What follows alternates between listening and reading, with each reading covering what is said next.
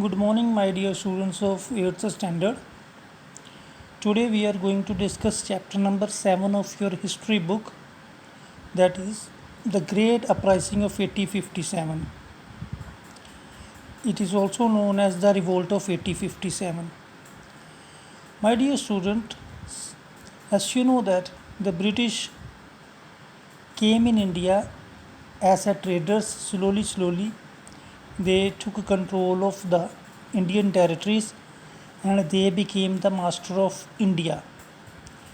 It was the myth among the Indian people that the British came in India to rule India for the period of 100 years. So in 1757 the British won the first war in India, that was the War of Plassey. With that war, Britishers started their rule in India, and in 1857 it was going to be 100 year of the British rule. So Indians were thinking that the British rule will be over by 1857. So before 1857 many revolts broke in many parts of India like Madhya Pradesh, Bengal, Bihar and Odisha, even in some tribal areas like tribal peoples like Bhil, Skols and Santhal revolted against the Britishers. They revolted because they lost their traditional rights to land and the forest. But in 1857, the whole India revolted against the British for the freedom. And this revolt is known as the Revolt of 1857 or the First War of Indian Independence. It is also known as a Sepoy Mutiny. So, my dear students, this great uprising of 1857 broke out in northern and central part of India. It began with mutiny of the soldiers, but soon engulfed wide region and involved masses. There were many causes for this revolt of the Indian soldiers. So first we will talk about the political cause. In political cause, Lord Dalhousie's policy of expansion was the main reason. Lord Dalhousie was the great expansionist.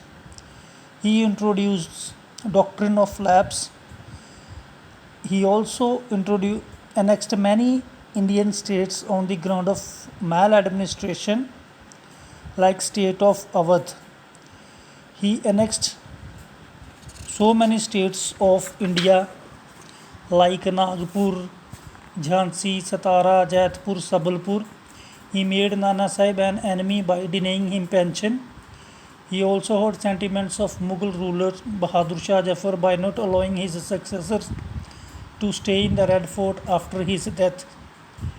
The British also showed scant regard for the treaties which they signed with the Indians. Now we will talk about the economic causes. When Britishers came in India, they changed the entire economic structure of India. They changed India into their market.